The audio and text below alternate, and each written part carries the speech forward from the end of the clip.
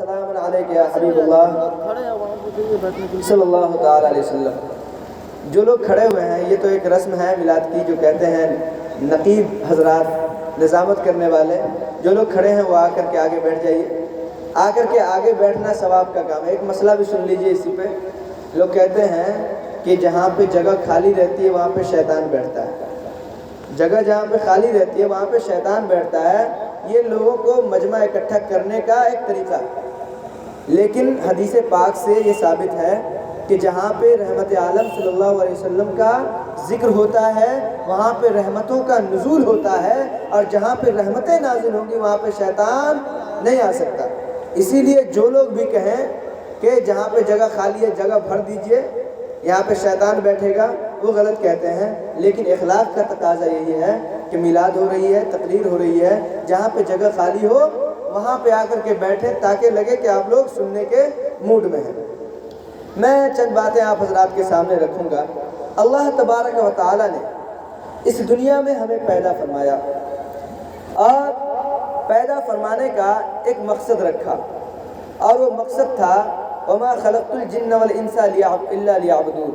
हमने जिन्नात और इंसान को अपनी इबादत करने की, अपनी परस्तिश करने की, अपनी पूजा करने की, हमने पूजा करने के लिए पैदा किया। लोगों को बस इसीलिए पैदा किया, इबादत करने के लिए। यानी तुम हमारे बताए हुए रास्ते पे चलोगे, इसीलिए इंसान को पैदा किया। हुजूर पाक फरमाते हैं कि जब इंसान की पैदाइश भी नहीं हुई थी, सबकी रूहें आलम अरवाह में थी, उस वक्त अल्लाह ताला ने एक सवाल किया था। सवाल ये किया था, अलस्तु बिरब्बिकुम, ऐ मेरे बंदो ये बताओ क्या मैं तुम्हारा रब नहीं हूँ? क्या तुम्हारा मैं पालनहार नहीं हूँ? क्या मैं तुम्हें पैदा नहीं करूँगा? लोगों ने कुछ नहीं बोला, किसी ने जवाब नहीं दिया। सबसे पहले जो जवाब दिया था हमारे आपके आका सल्लल्लाहु अलैहि वसल्लम, वहाँ पे खड़े होकर के उनकी रूह ने जवाब दिया था, कालू बला। आका फरमाते हैं कि क्यों नहीं, तू ही हमारा रब है, तू ही हमारा पालनहार है। सबसे पहले हमारे आका ने उस अल्लाह को अल्लाह माना था, उस रब को रब माना था, उस खालिक को खालिक माना था। लिहाजा सारे नबियों और सारे नबियों की उम्मतियों से ज़्यादा सबसे पहले हमारा हक बनता है कि हम अपने अल्लाह को अल्लाह माने, अपने खुदा को अपना खालिक माने। जब हम ये बात मान लेंगे, दिल में बिठा लेंगे, तब आगे आने वाली बातें आपकी समझ में आएंगी, तब जा कर के आप उन बातों के ऊपर अमल भी कीजिएगा। मैं जहेज़ की लानतों के ऊपर मैं तकरीर करने वाला हूँ। मैं ये मौजू उठाया हूँ। मैंने पहले भी कहा कि ये मौजू बहुत रेयर है, बहुत नायाब सा मौजू है।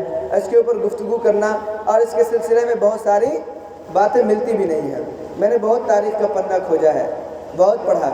मैं सोच रहा था कि जहेज़ जहेज़ जहेज़ तो उलमा चिल्लाते हैं, बोलते हैं, तकरीर करते हैं, लेकिन आखिर इसकी शुरुआत कब से हुई? इसकी शुरुआत कहाँ से हुई, और इसके नुकसान क्या हैं, और फिर इससे बचने का तरीका क्या हो सकता है? डॉक्टर हुआ है जो सोल्यूशन भी बताए। ऐसा नहीं कि आपके मर्ज़ की तशख़ीस कर दे कि ये हकीकत में बीमारी है, नहीं, बीमारी है तो उसका इलाज क्या है ये भी बताए।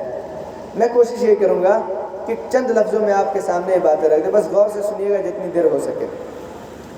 अल्लाह ताला ने हमारे दरमियान जो तमाम रिश्ते रखे, उनमें मैं बता चुका हूँ कि निकाह का रिश्ता सबसे ज़्यादा अहम और सबसे ज़्यादा अजीम है, क्योंकि अल्लाह ताला ने सारी इबादतें जो दुनिया में आकर के हमारे ऊपर फ़र्ज़ करार दी, लेकिन एक ऐसी इबादत है जो सारी इबादतों से पहले है और सारी इबादतें ख़त्म हो जाने के बाद भी रहेंगी।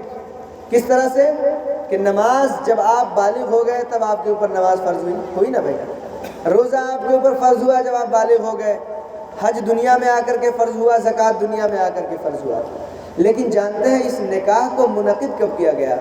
इस निकाह को उस वक्त मुनक़िद किया गया जबकि कोई भी इबादत मौजूद नहीं थी, न नमाज था, न रोज़ा था, न हज था, न ज़कात था, किसी किस्म की बदनी इबादत नहीं थी। अल्लाह ताला ने इस निकाह को जन्नत में मुनक़िद किया, आदम और हव्वा के दरमियान, जो सारी इबादतों से पहले है। कितना मर्तबा इस निकाह का बुलंद है, इस रिश्ते का बुलंद है। और सारी इबादतें जब ख़त्म हो जाएंगी نماز ختم ہو جائے گی، روزہ ختم ہو جائے گا، حج و زکوٰۃ ختم ہو جائے گی، عملی عبادتیں ساری کی ساری ختم ہو جائے گی، دنیا فنا ہو جائے گی، قیامت قائم ہو جائے گی۔ قیامت کے بعد بھی اللہ تعالیٰ جب اس انسان کو جنت میں بھیجے گا، وہاں بھی حدیث پاک میں ہے اللہ تعالیٰ جنت میں بھی شادیاں کروائے گا۔ کہیے سبحان اللہ، جنت میں بھی شادیاں ہوں گی۔ لوگوں کو معلوم ہے؟ بتائیے، ساری عبادتوں سے پہلے بھی جو عبادت ہے وہ نکاح ہے، اور ساری عبادتوں کے بعد بھی جو عبادت ہے وہ نکاح ہے۔ کتنا عظیم رتبہ ہے اس نکاح کا۔ اب دیکھیے ساری عبادتوں کو ہم کیسے نبھاتے ہیں اور نکاح کو کیسے نبھاتے ہیں۔ نماز پڑھنے جاتے ہیں مسجد کے اندر، کیا مسجد میں بیٹھ کر کے جب تک جماعت کھڑی نہیں ہوتی ہے، کیا اس وقت تک مسجد میں بیٹھ کر کے آپ موبائل میں، چائنا موبائل میں گانا لگا کر بلند آواز سے سنتے ہیں؟ کیا نہیں سنتے ہیں؟ مسجد میں بیٹھ کر کبھی آپ نے شراب پی ہے؟ کیا نہیں پی ہے؟ مسجد میں بیٹھ کر آپ گالی گلوچ کرتے ہیں؟ نہیں کرتے ہیں۔ مسجد میں بیٹھ کر کے عریانیت اور ننگا پن کرتے ہیں؟ کیا نہیں کرتے ہیں؟ کیوں؟ اس لیے کہ وہ ایک عبادت ہے۔ آپ جب روزہ رکھتے ہیں تو روزہ رکھ کے اگر کوئی جھوٹ بولتا ہے تو کہتے ہیں کہ روزہ رکھے ہوا ہے جھوٹ بول رہا ہے، کہتے ہیں نا، روزہ رکھے ہوا ہے اور جھوٹ بول رہا ہے، یعنی غلط سمجھتے ہیں آپ۔ روزہ رکھتے ہیں آپ، افطار کا بھی اہتمام کرتے ہیں، سحری کا بھی اہتمام کرتے ہیں، اور نماز کا بھی اہتمام کرتے ہیں۔ کیوں؟ اس لیے کہ سمجھتے ہیں کہ روزہ رکھے ہیں بھائی۔ آپ حج کرنے جاتے ہیں، حج و عمرہ کے درمیان میں آپ اللہ اللہ کرتے رہتے ہیں، اللہ اللہ کرتے رہتے ہیں، سبحان اللہ کہتے ہیں، تکبیر تشریق بیان کرتے ہیں، اللہ اکبر اللہ اکبر، لا الہ الا اللہ، اللہ اکبر وللہ الحمد، تکبیر کہتے ہیں وہاں پہ۔ اسی طریقے سے جب آپ زکوٰۃ دیتے ہیں تو دل کے اندر یہی دعا ہوتی ہے، یا اللہ اپنے مال کا صدقہ ہم تیری راہ میں خرچ کر رہے ہیں، وہاں بھی بڑے اطمینان کے ساتھ۔ میلاد میں بیٹھے ہوئے ہیں، شام سے بہت قریب سے مثال دے رہے ہیں، شام سے بیٹھے ہوئے ہیں، کسی کو ہم نے یہاں پہ نہیں دیکھا گانا بجاتے ہوئے یا ڈانس کرتے ہوئے، کسی کو نہیں دیکھا۔ کسی کو ہم نے نہیں دیکھا کہ کسی نے ایک دوسرے کو گالی دے دی ہو، کسی کو ہم نے نہیں دیکھا یہاں پہ جوا کھیل رہے ہیں سائڈ میں بیٹھ کر کے، کسی کو نہیں دیکھا کہ یہاں پہ بیٹھ کے شراب پی رہے ہیں۔ کیوں؟ یار عبادت ہے اور اس کو آپ عبادت سمجھ رہے ہیں، سب لوگ سر پہ ٹوپی رکھے ہوئے ہیں، کوئی رومال رکھے ہوئے ہیں اور اللہ اللہ کر رہے ہیں، اللہ کا ذکر سن رہے ہیں۔ کیوں؟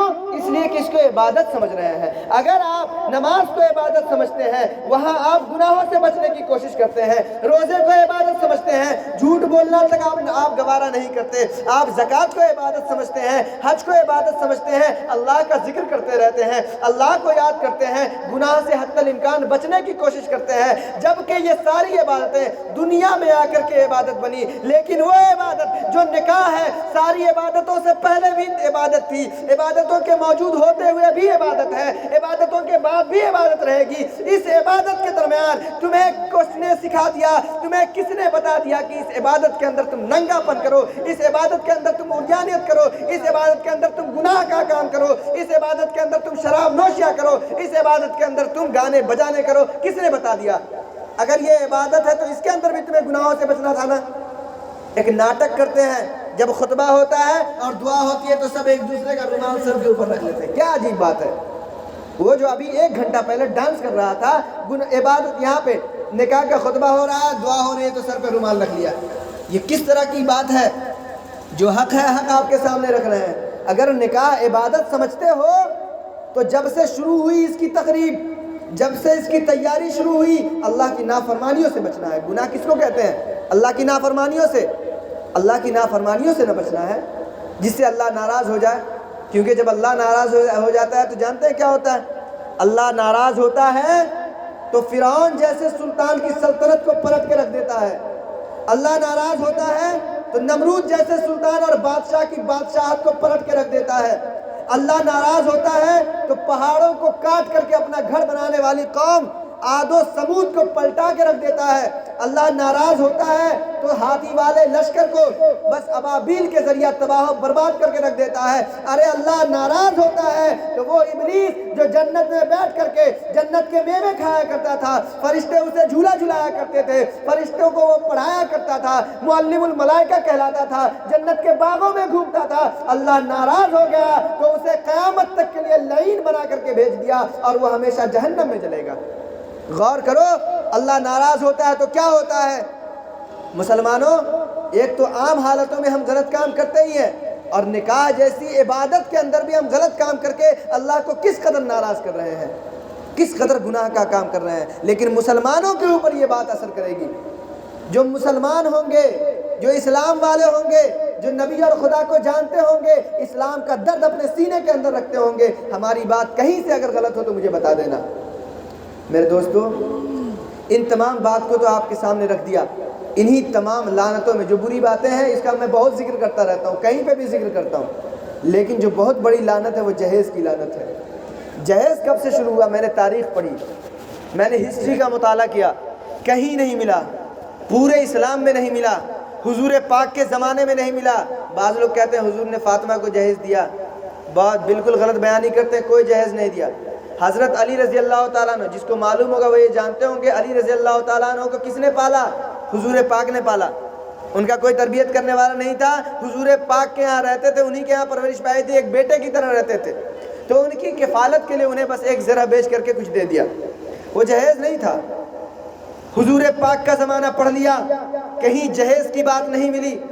خلافت راشدہ کا زمانہ پڑھا، ابو بکر کی زندگی پڑھی، عمر فاروق کی زندگی پڑھی، عثمان غنی کی زندگی پڑھی، علی رضی اللہ تعالیٰ عنہ کی زندگی پڑھی، کہیں جہیز کا کوئی تصور نہیں ملا۔ یہ اسلام کی بات کر رہے ہیں۔ خلفائے بنی امیہ کو جب میں نے پڑھا، کہیں بھی جہیز کی لعنت ہمیں نظر نہیں آئی، حالانکہ وہ لوگ بادشاہت کیا کرتے تھے۔ حضرت امیر معاویہ کا زمانہ پڑھا، اس کے علاوہ مروان بن حکم کا زمانہ پڑھا، اس کے بعد ولید بن مروان کا زمانہ پڑھا، ولید بن عبد الملک کا زمانہ پڑھا۔ یہ سارے کا زمانہ پڑھتے پڑھتے کہیں بھی خلافت بنی امیہ میں بھی کوئی جہیز کا تصور نہیں ملا۔ اس کے بعد آتی ہے خلافت عباسیہ، وہ 92 سال ختم ہو گیا۔ ادھر 98 سال حضرت عباسی خلافت آئی، اور عباسی خلافت 58 سال چلتے چلتے کہیں بھی جہیز کا کوئی تصور نہیں ملتا۔ پڑھ لو جا کر کے۔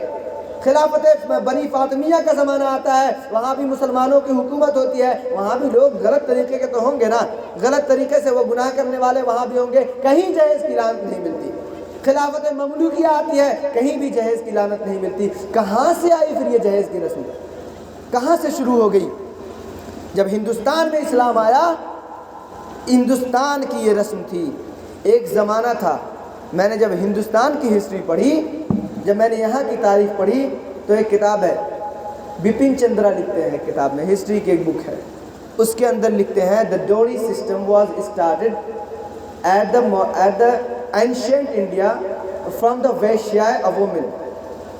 اس نے ایک عورت تھی پرانے زمانے میں، ویشیا نام کی، اس نے اپنی بیٹی کو ایک تحفہ دیا تھا پرانے ٹائم میں، یعنی BC میں، بیفور کرائسٹ، عیسیٰ علیہ السلام سے بھی پہلے۔ اس نے اپنی بیٹی کو جہیز دیا۔ یہ بات جو ہے کوٹ کیا میں نے، مجھے معلوم ہے، یہ لکھی ہوئی ہے اس کتاب میں۔ اس نے اپنی بیٹی کو جہیز دیا تھا، کچھ چیزیں تحفے میں دی تھی، اور اسی وقت سے چونکہ وہ قبیلہ تھا پورا، ویشیا نام کی عورت تھی اور اس کا پورا قبیلہ تھا، وہ قبیلہ جہیز دینا شروع کر دیا۔ وہاں سے ہوتے ہوتے بادل کو دیکھا آپ نے، ایک چھوٹا سا بادل ہوتا ہے، وہ چھوٹے سے بادل سے سمٹتے بڑھتے بڑھتے بڑھتے بڑھتے پورے آسمان میں بادل ہو جاتا ہے اور پھر خوب برستا ہے۔ اسی طریقے سے ہوا یوں کہ ویشیا نام کا جو عورت تھی اور ویشیا نام کا جو قبیلہ تھا، اس نے جہیز کی رسم کو شروع کر دیا، اور یہ ہندوانہ رسم تھی، پوری ہندوانہ رسم۔ اور ان لوگوں نے بیٹیوں کو جہیز دیتے دیتے ایک زمانہ ایسا آیا، وہ لوگ خوشحال تھے تو جہیز دے پائے، لیکن بعد میں یہ ہوا کہ کچھ لوگ غریب بھی تھے، کچھ لوگ نچلے طبقے کے بھی تھے، انہوں نے اس ڈوری سسٹم کو، اس جہیز کے سسٹم کو ادا کرنا اپنے لیے بہت بڑا بوجھ سمجھا۔ تو جب جہیز ادا نہیں کرتے تھے تو ان کے سسرال والے بیٹیوں کو دفن کر دیتے تھے، بیٹیوں کو مارتے تھے، بیٹیوں کو گالیاں دیتے تھے اور تباہ و برباد کرتے تھے۔ اس وقت سے یہ جہیز کا سسٹم، یہ جہیز کی لعنت آ رہی تھی۔ عیسیٰ علیہ السلام آئے، ان کا زمانہ ختم ہوا، عیسوی سے تقریباً 600 سال گزر گیا۔ 600 سال گزرا، محمد بن قاسم یہاں آئے ایک مسلمان کی حیثیت سے، اور یہاں آنے کے بعد محمد بن قاسم نے اسلام کی شروعات کی، اور یہاں مسلمان بننا دھیرے دھیرے شروع ہوئے۔ 1000 جب آیا، 1000 عیسوی، اس وقت محمود غزنوی آ کر کے 1100-1200 میں دلی سلطنت جو ہے قائم ہو گئی۔ محمود غزنوی آیا، لوٹ کر کے چلا گیا۔ محمد غوری آیا، آنے کے بعد یہاں حکومت کیا اور بادشاہت قائم کی، دلی سلطنت شروع ہوئی۔ مسلمانوں کا وہاں سے عروج شروع ہوا تھا، یعنی بڑھ رہے تھے مسلمان دھیرے دھیرے۔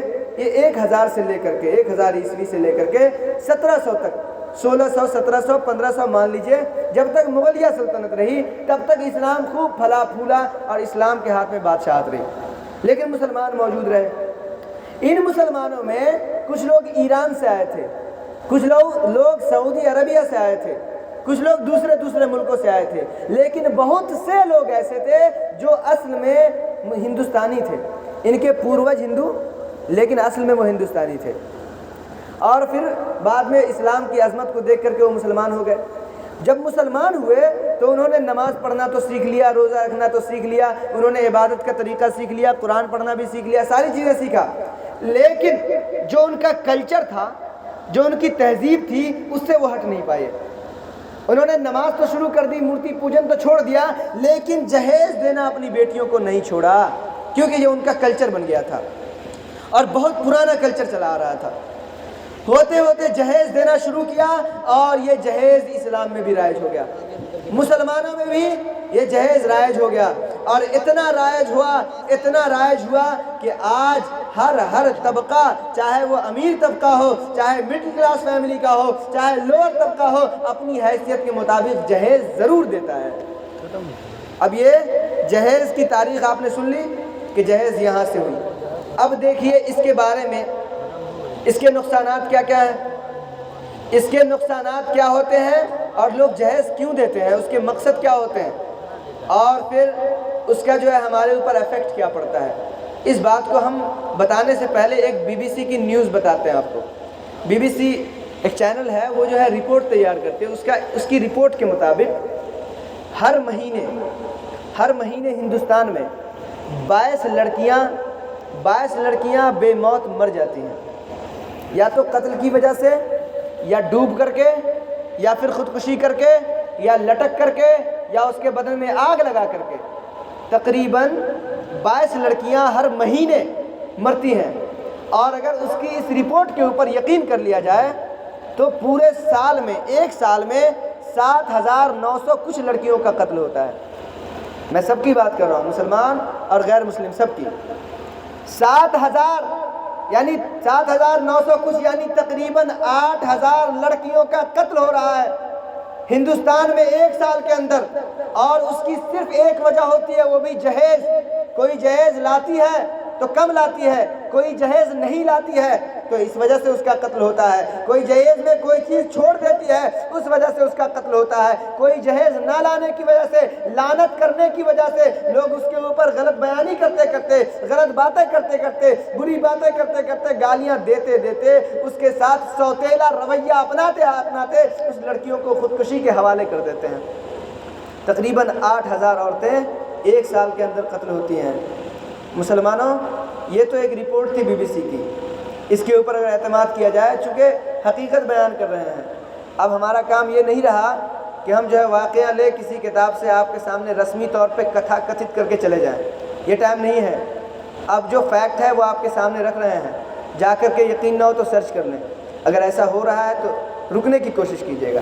ایک تو یہ بات ہو گئی، آخر لوگ اتنا سب کچھ ہونے کے باوجود جہیز کیوں دے لے رہے ہیں؟ جہیز کیوں دے رہے ہیں؟ اس کی چند وجہیں ہیں، میں نوٹ کر کے آیا ہوں تمام وجہوں کو، تاکہ آپ کے سامنے ساری بات کو ہم رکھیں اور آپ کو اچھی طرح سے سمجھ میں بھی آئے۔ اس کی جو ہے موٹا موٹی ہم نے 4 وجہ نکالی۔ ایک وجہ یہ ہوتی ہے کہ معاشرے میں اپنی عزت اور وقار برقرار رکھنے کے لیے ہو، ایک اپر کلاس فیملی، امیر آدمی جس کے پاس مال و دولت کا انبار ہو، اور جب تک اس نے شادی وادی نہیں کی ہو، کوئی تقریب تو ہوتی نہیں ہے، زیادہ سے زیادہ نئی رسم شروع ہو گئی کہ بچے ہیں تو چلو اس کا برتھ ڈے منا دیتے ہیں اور بڑے شان و شوکت سے مناتے ہیں، اور کوئی تقریب یا پھر کوئی ایسا ریسیپشن تو نہیں ہوتا ہے جس میں وہ اپنی وقار کو، اپنی شان کو دکھائیں۔ تو کس جگہ پہ شان دکھائیں؟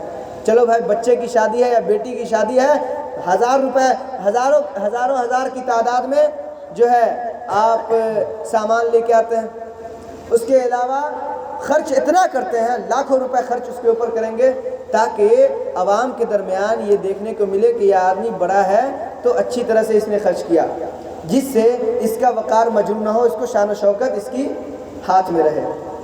ایک وجہ یہ ہے، لیکن اس کی خامی کیا ہے؟ اس کی خامی ہے، اس میں غلطی یہ ہے کہ تم اپنی شان و شوکت کو، اللہ تعالیٰ نے تمہیں جو عطا فرمایا نا تم اس کو دکھانے کی کوشش کر رہے ہو، تم اس کو لوگوں سے دکھانے کی کوشش کر رہے ہو تاکہ لوگ آپ کی تعریف کریں، لیکن اگر آپ اسلام کے دامن میں تو خدا کی قسم اسلام آپ کی تعریف نہیں کرتا۔ مسلمان جو سچے ہیں وہ آپ کی تعریف نہیں کرتے، آپ کی برائیاں کر رہے ہیں۔ اسی معاشرے میں چند لوگ آپ کے سامنے آئیں گے اور کہیں گے واہ آپ نے تو کمال کر دیا، لاکھوں روپے خرچ کیے، لیکن بہت سے لوگ ایسے ہوں گے جو غریب طبقے کے ہوں گے، آپ کے طبقے سے نیچے کے ہوں گے، ان میں بہت سی لڑکیاں ہوں گی جو یہ سوچتی ہوں گی کہ کاش ہمارے والد کے پاس بھی اتنے روپے ہوتے، ہمارے والد کے پاس بھی اتنی دولت ہوتی جو ہمارے اوپر لٹا دیتے اور ہماری شادی میں بھی اس طرح کا جشن ہوتا۔ اس کا دل محسوسے گا، اس کے دل کے اندر تکلیف ہوگی، اور یہ غریب طبقہ جب اپنی بیٹیوں کو نہیں دے پائے گا تو اس باپ کے آنکھ سے آنسو بہے گا، اس ماں کے دل کو چوٹ پہنچے گی، اور وہ آپ کی شان بیان کرنے کے بجائے یہ کہیں گی کہ بہت بڑکپن دکھا رہا ہے، بڑا قابل بن رہا ہے، اور یہ دکھا رہا ہے کہ ہم بڑے پیسے والے ہیں۔ ایسی شان کا کیا فائدہ جس میں کہیں تو آپ کا فائدہ ہو رہا ہے، کہیں پہ کچھ لوگ آپ کے منہ پہ تعریف کرتے ہیں، چاپلوسیاں کرنے والے بہت سے لوگ ملیں گے، آپ کی غلطیوں کو نکھارنے والے سمجھانے والے بہت کم لوگ ملیں گے، لیکن آپ کی اس حرکت کی وجہ سے بہت سے لوگوں کا دل ٹوٹ گیا۔ ایک تو وجہ یہ ہوتی ہے کہ شان و شوکت دکھاتے ہیں، جہیز اس لیے دیتے لیتے ہیں، اور دوسری وجہ جو ہوتی ہے اپنے مال کی تشہیر کرنا، یہ بھی اسی ضمن میں ہے، اپنے مال دکھاتے ہیں کہ ہمارے پاس دیکھو بھائی اتنے پیسے ہیں۔ اگر ہم ایک تقریب میں 5 لاکھ روپے خرچ کر سکتے ہیں تو سوچو ہمارے اکاؤنٹ میں کتنا ہوگا۔ اگر ہم ایک تقریب میں کروڑ روپے خرچ کرتے ہیں تو سوچ لو کہ ہمارے اکاؤنٹ میں کتنا ہوگا، ہمارے پاس کتنے پیسے ہوں گے، تاکہ لوگوں کے اوپر ہمارا روب رہے، ہمارا دبدبہ رہے۔ اس دبدبے کا کیا فائدہ، اس تشہیر کا کیا فائدہ جس تشہیر اور دبدبے کی وجہ سے تمہارا خدا ناراض ہو رہا ہے، تمہارا رسول ناراض ہو رہا ہے، اور تمہارے معاشرے کی غریب بچیاں پس رہی ہیں، ان کے ارمان مٹی میں مل رہے ہیں۔ اس تشہیر کا، اس دولت کا کوئی فائدہ نہیں۔ اس کے علاوہ تیسری چیز جو ہوتی ہے شان و شوکت اور شہرت کا اعزاز حاصل کرنا، کہ شان و شوکت دکھاتا ہے کہ ہم بہت شان والے ہیں، ہمارے سامنے جو بھی بولے گا وہ دبی لچی آواز میں بولے، اور مولوی آپ تو خاموشی رہیں، آپ جو آتے ہیں تقریر کرتے ہیں ہمارے خلاف مت بولنا، ڈی جے کے خلاف مت بولنا، لڑکے سب بولتے ہیں ڈی جے کے خلاف مت بولیے گا، ناچ کے خلاف مت بولیے گا، ہم لوگوں کو ناچنا ہے۔ تم کون ہوتے ہو ہمیں بتانے والے؟ تم نے ہمیں اپنا نمائندہ مانا، اپنا امام مانا، اپنا رہنما مانا، اسی لیے ہمیں اسٹیج پہ کھڑا کیا، ہمارے سامنے مائک دے دیا تاکہ ہم آپ کو سمجھا سکیں، آپ کی غلطیوں کے اوپر پردہ نہیں ڈالیں بلکہ اس کو واضح کر کے آپ کے سامنے رکھ دیں تاکہ آپ اس سے بچ سکیں، آپ کے سامنے ان اچھائیوں کو لا کر کے پیش کریں جس کے اوپر آپ عمل کر کے دنیا اور آخرت کو سنواریں۔ اگر آپ کو ہم سے نہیں سننا تھا آپ لا کر کے ہمیں کھڑا ہی نہیں کرتے۔ ہمیں آپ کی ضرورت نہیں، ان اسٹیجز کی ضرورت نہیں، ان مائک کی ضرورت نہیں، کیونکہ تبلیغ کا کام اس سے نہیں ہوتا، قلم کے ذریعہ بھی ہوتا ہے۔ تبلیغ کا کام عمل کے ذریعہ بھی ہوتا ہے، اس طرح سے بھی تبلیغ ہو سکتے ہیں، کئی صورتیں ہیں۔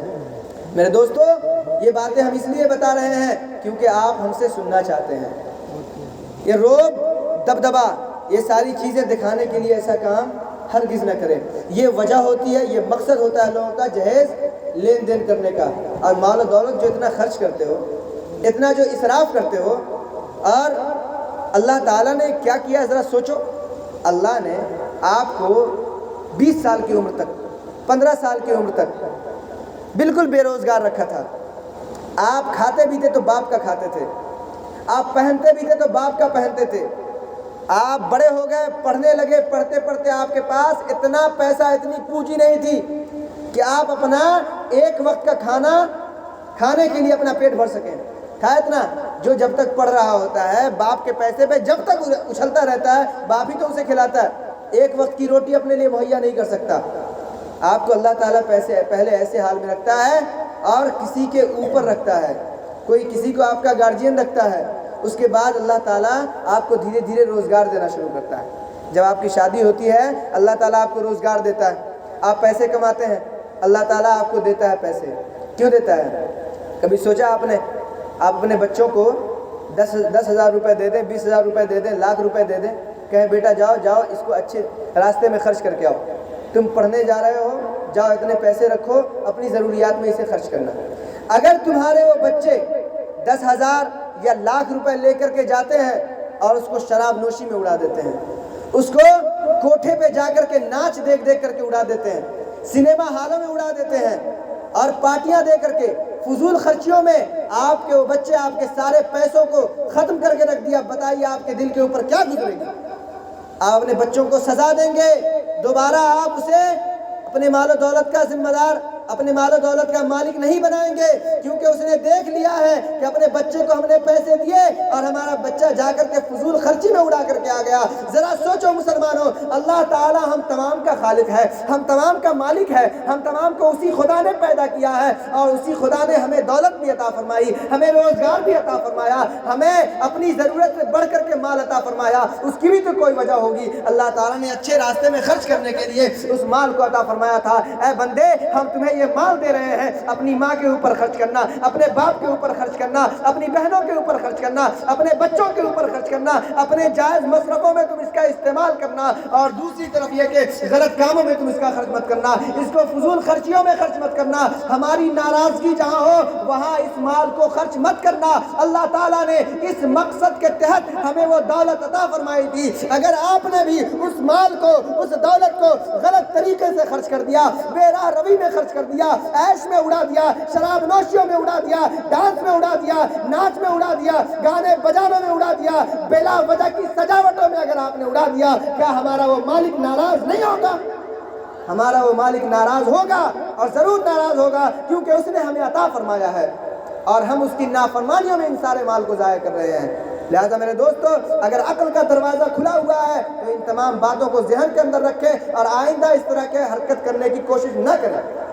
دوسری چیز، میں لعنت جہیز کے اوپر تھا۔ یہ تو میں نے چند باتیں بتائی کہ لوگ اس وجہ سے جہیز دیتے لیتے ہیں۔ اس کے بعد کہا اس کی وجہ کیا ہوتی ہے؟ اس کی وجہ میں دیکھیے سرسری طور پہ چند منٹوں میں آپ کے سامنے ہم اس بات کو رکھ دیں گے۔ نمبر 1، مال کا ضائع ہونا۔ یہ مال جو میں نے ابھی بتا دیا کہ مال ضائع کریں گے تو اللہ کس قدر ناراض ہوگا، اور اس کی مثال میں آپ کی اور آپ کے بچوں کی مثال دیا میں نے، تاکہ آپ اچھی طرح سے سمجھیں، اور آئندہ جو آنے والی تقریب ہے، جو بھی حرکتیں ہونے والی ہیں، ان حرکتوں سے ذرا پرہیز کریں۔ مال ضائع ہوتا ہے، برباد ہوتا ہے، اور جو آپ مال ضائع کرتے ہیں، آپ اگر خود کمائے ہیں تو ذرا سوچئے کہ آپ نے کتنی محنت کر کے کمایا ہوگا، اور اگر آپ کے والد نے کمایا ہے تو ذرا سوچئے کہ آپ کے والد نے کتنی محنت سے کمایا ہوگا، ان سے پوچھئے۔ اس طرح سے مال ضائع نہ کریں، اللہ تعالیٰ کی یہ نعمت ہے۔ دوسری چیز یہ ہے کہ گھر کی تباہی ہوتی ہے۔ جہیز لینے سے گھر کی تباہی کس طرح سے ہوگی کہ ایک گھر کے اندر اگر بچی کی شادی ہے، اس کے باپ کو جہیز دینا پڑے تو وہ نہ جانے کتنے زمانے سے اس کی تیاریاں کر رہا ہوتا ہے، کئی زمانے سے اس کو اکٹھا کرنے کی کوشش کرتا ہے، اور جہیز کا لغوی معنی بھی ہے تیاری کرنا۔ تو تیاری کرتا ہے اپنی بیٹیوں کو گھر سے رخصت کرنے کا، تاکہ اس کے سسرال والے اسے کچھ نہ کہیں، حتیٰ کہ لڑکوں کی بے غیرتی اتنی ہوتی ہے کہ شادی کی محفل میں آ کر کے نکاح جب ختم ہو جاتا ہے پھر کوئی نہ کوئی مانگ کر دیتے ہیں کہ ہمیں بلیٹ چاہیے، ہمیں فلاں چیز چاہیے، ہمیں فلاں پلاٹ چاہیے، اس طرح کی مانگ کر دیتے ہیں جو لڑکی والوں کے اوپر بار بن جاتے ہیں، بوجھ بن جاتے ہیں، اور ان کا ہوش اڑ جاتا ہے۔ یہ گھر کی تباہی نہیں تو اور کیا ہے، گھر تباہ ہوتا ہے۔ اس کے علاوہ جنسی بے راہ روی ہوتی ہے۔ انسان کے اللہ تعالیٰ نے خواہشات دی ہیں، خواہشات بھی بے راہ روی اختیار کر لیتی ہے، بھٹک جاتی ہے خواہشات۔ بہت سی لڑکیاں جب دیکھتی ہیں کہ ہمارے باپ جہیز اکٹھا نہیں کر سکتے، اچھے گھروں میں ہماری شادی نہیں ہو سکتی، تو دیکھیے آئے دن ہمارے یہاں واقعات آتے رہتے ہیں، فلاں لڑکی فلاں لڑکے کے ساتھ بھاگ گئی۔ ہوتا ہے یا نہیں ہو رہا ہے؟ جہیز کی وجہ سے جنسی بے راہ روی ہو جاتی ہے، یا اگر بھاگتی نہیں ہے تو کم سے کم زیادہ اگر عمر ہو جاتی ہے نا، تو پھر وہ اپنی خواہشات کو غلط طریقے سے، حرام طریقے سے، ناجائز طریقے سے پوری کرتی ہے یا پوری کرتا ہے۔ یہ سب کیا ہے؟ جہیز کی لعنت نہیں ہے تو اور کیا ہے؟ جہیز کی لعنتوں میں سے ایک لعنت یہ بھی ہے، جو یہ ایک نقصان ہے۔ اور تیسرا جو نقصان ہے وہ عورتوں کی حق وراثت سے محرومی۔